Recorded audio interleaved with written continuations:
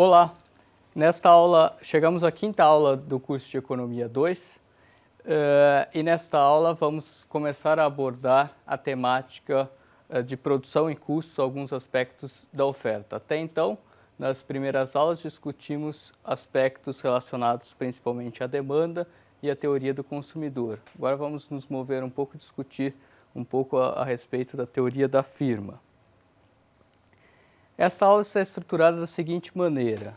Em primeiro lugar, vamos falar a respeito dos principais objetivos das empresas, depois de algumas decisões de produção no curto e no longo prazo, considerando seus insumos, alguns insumos fixos, que é no curto prazo, ou quando todos os insumos são variáveis, que se trata do longo prazo. E por fim, vamos abordar esse conceito, que é o conceito de rendimentos de escala e como que impacta o nível de produção.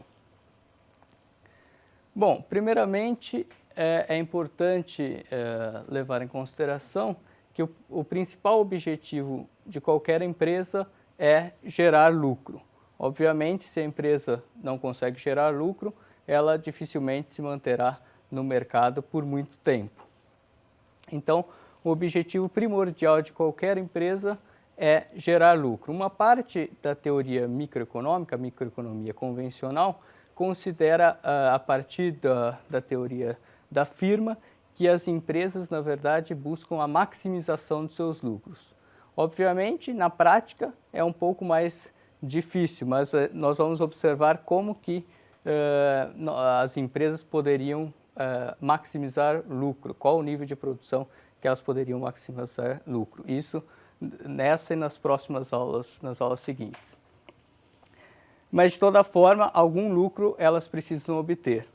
E um segundo aspecto muito importante na sua dinâmica é a respeito da própria sobrevivência e o crescimento da empresa, conquista de parcelas maiores de mercado, diante, obviamente, do ambiente concorrencial que ela enfrenta.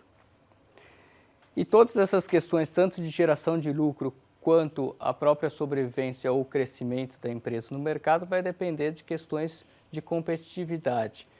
Algumas questões como os níveis de custos e os níveis de receitas que vão lhe propiciar, então, gerar mais lucros. Lembrando que lucro é a diferença entre receita e custos. Então, as empresas sempre vão buscar alguma forma de ampliar suas vendas, ampliar suas receitas e, de alguma forma, também reduzirem seus custos para ampliarem seus lucros e manterem níveis de competitividade no mercado. Bom, esses aspectos nós vamos retomar ao longo das aulas quando discutimos um pouco mais sobre a dinâmica concorrencial. Mas é importante ter em mente que a geração de lucro guia um pouco a dinâmica das empresas. Bom, as decisões de produção das empresas vão, de certa forma, levar em consideração a tecnologia de produção com a qual ela se depara, com a qual ela pode produzir, as suas restrições de custo, os custos operacionais das empresas e, com isso, também as escolhas dos insumos, dos fatores de produção que ela utilizará, como que ela combinará esses fatores de produção para gerar o nível de produto que ela deseja ofertar no mercado. Nesta aula nós vamos basicamente focar na tecnologia de produção, como que ela transforma insumos em produto, e na próxima aula nós vamos discutir os diversos tipos de custos que as empresas enfrentam. Bom, começar, o que é tecnologia de produção? Tecnologia de produção é a tecnologia envolvida na transformação de insumos em produto. Obviamente, se nós temos inovações no setor, essa tecnologia de produção muda e nós conseguimos, então, produzir com aquele mesmo nível de insumos uma quantidade, em geral, maior de produtos. Então, é um impacto da inovação aqui. Em uma aula sobre inovação adiante, nós vamos mencionar isso novamente. A respeito dos fatores de produção, são aqueles insumos que são utilizados no processo produtivo. Sobretudo o trabalho, que é a mão de obra, as matérias-primas que ela utiliza como insumo para gerar o produto, e o capital, as máquinas, os equipamentos, as instalações, as fábricas, todos esses fatores de produção são utilizados então pelas empresas para gerar um nível de produto. E a função de produção é a função matemática aí que relaciona a quantidade utilizada de insumos com a quantidade de produto que vai resultar da utilização desses insumos, dada uma certa tecnologia de produção, que é expressa por essa fórmula, que é a quantidade produzida pela empresa em função. Aqui nós apenas trabalhamos com dois insumos para facilitar um pouco, dois fatores de produção, que são tradicionalmente utilizados nos livros de microeconomia, que é o capital e o trabalho. É preciso diferenciar um pouco o que é chamado de curto e longo prazo em economia. Curto e longo prazo em economia difere um pouco de curto e longo prazo, por exemplo, do conceito contábil. Em contabilidade, em geral, acima de um ano é considerado já longo prazo, abaixo de um ano, em um período de menos de um ano, considerado curto prazo. Às vezes os economistas também fazem menção a isso, mas curto e longo prazo, sobretudo na dinâmica microeconômica, é considerado como os períodos de ajuste nas quantidades dos fatores de produção dos insumos que podem ser utilizados na produção. Então, curto prazo se refere basicamente ao período que em pelo menos um dos insumos de produção, um dos fatores de produção seja fixo, não tenha como alterar. Isso, quando nós trabalhamos apenas com trabalho e capital, em geral consideramos o capital como um insumo, um fator de produção fixo, e o trabalho seria o fator variável que a empresa pode ajustar durante aquele período. Porque é de se esperar que ela não possa adquirir novas máquinas ou equipamentos rapidamente, ou mesmo construir novas fábricas, então não tem como ajustar muito o nível de produção, alterando o nível de capital, apenas o nível de trabalho, utilizando um ou mais, empregando um ou mais trabalhadores. Neste caso, a empresa então pode ajustar o grau de utilização da capacidade instalada, mas não pode alterar a capacidade instalada em si. No longo prazo, o longo prazo corresponde àquele período em que todos os insumos de produção, os fatores de produção, se tornam variáveis. Então, a empresa agora, no longo prazo, pode ampliar sua capacidade produtiva através, por exemplo, de novos investimentos, ampliar sua capacidade instalada com novas máquinas, equipamentos, ampliar suas instalações, etc. Então, essa é a diferença básica entre curto e longo prazo em economia.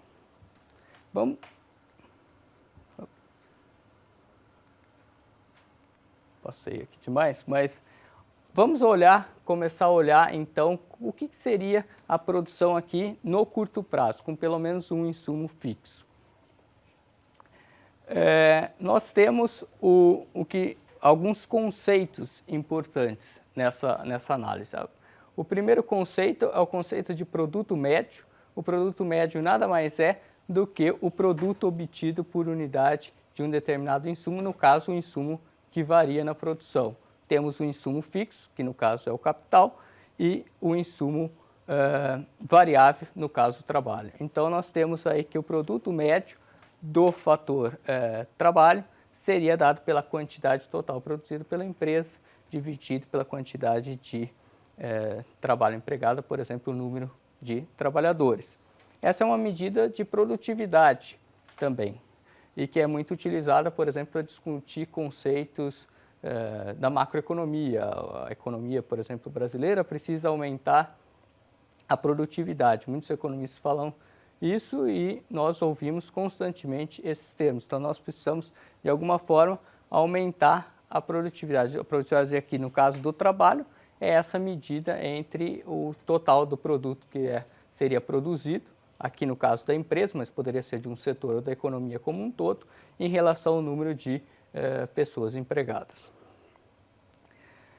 O produto marginal corresponde ao produto adicional gerado ao acrescentar uma unidade de um determinado insumo na produção. Então, ao utilizar um trabalhador a mais, por exemplo, uma unidade de trabalho a mais, qual que é o impacto que teria sobre o nível de produção?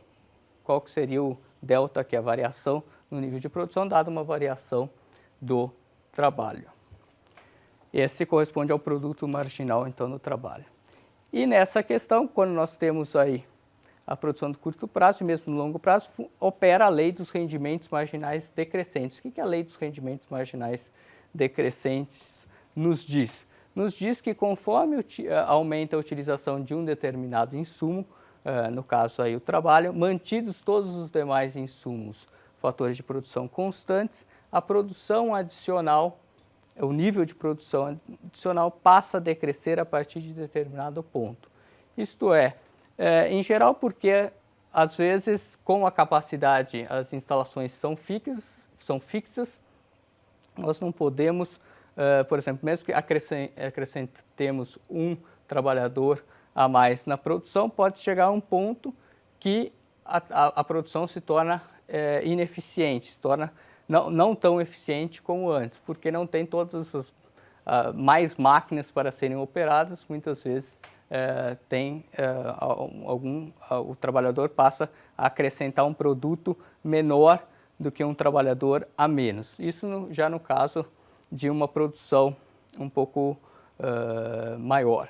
Então funciona a lei dos rendimentos marginais decrescentes, que a partir de certo ponto uma unidade adicional de algum insumo, mantidos os demais constantes, o nível de produção começa a se reduzir por alguma ineficiência de ter muita utilização desse insumo que não acaba sendo subutilizado, né?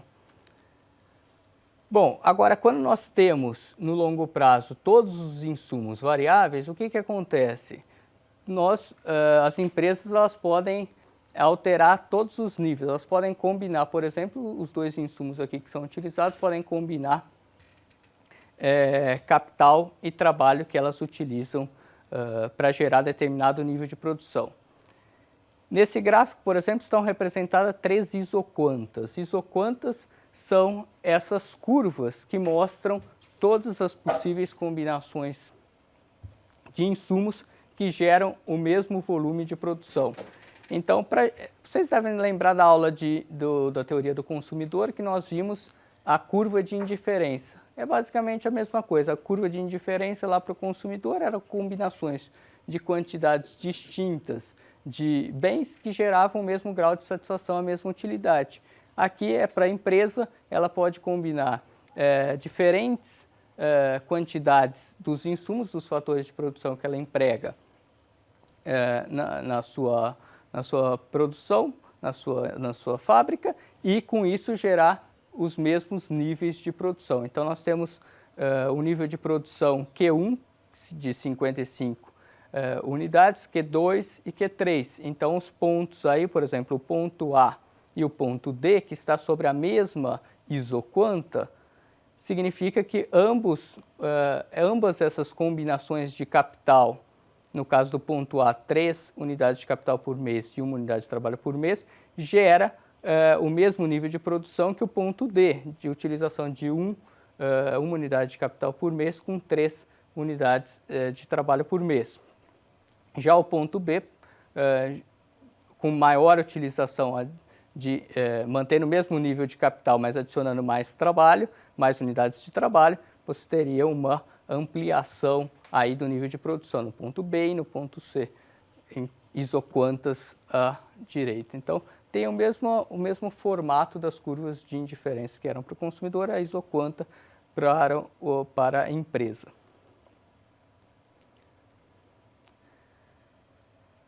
Bom, então nós vimos, e o que lembra também um pouco a teoria do consumidor, é que nós vimos a taxa marginal de substituição, lá a TMS. Aqui nós temos a taxa marginal de substituição técnica para a empresa, que é o quanto que ela pode variar, trocar da utilização de um insumo por outro, gerando, então, mantendo o mesmo nível de produção, mantendo-se sobre a mesma isoquanta. Então, exprime a TMST, exprime a quantidade em que se pode reduzir determinado insumo quando se utiliza uma unidade adicional de outro insumo, mantendo-se constante a produção. Temos, por exemplo, ali na isoconta Q2, que a TMST ela é decrescente, ela passa de 2 para 1, para 2/3 e para 1/3. E inclinação, ela representa a inclinação da isoconta. A TMST é decrescente ao longo da curva, ao longo da isoconta, e representa a inclinação da isoconta, e pode ser expressa por essa expressão matemática aqui, delta, a variação do capital, da unidade de capital utilizado, sobre a variação das unidades de trabalho, que corresponde aí ao produto marginal do trabalho sobre o produto marginal do capital. Lembrando que o produto marginal nada mais era do que, se a gente voltar aqui, a variação da quantidade produzida sobre a variação da utilização de um insumo adicional. Então, nós temos essa relação que a TMST exprime. Bom, já os rendimentos de escala, o que são os rendimentos de escala?